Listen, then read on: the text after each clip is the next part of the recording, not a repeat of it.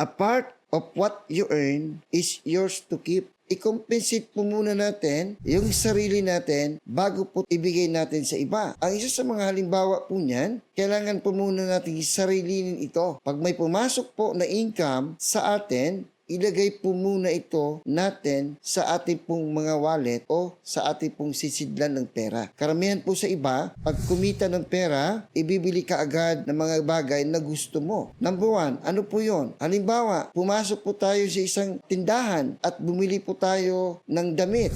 Binayaran mo ngayon yung nagtitinda ng damit. Iyan po ang aibig pong sabihin po natin. Start fattening your wallet by keeping it fat. Huwag po natin munang bawasan iyon. Patabain po muna natin upang ito ay kumapal at lumaki. Saka na ho kayo magbawas na muli para ibigay dun sa mga tao na naghihintay na sila ay bayaran mo ng iyong kinita na pera.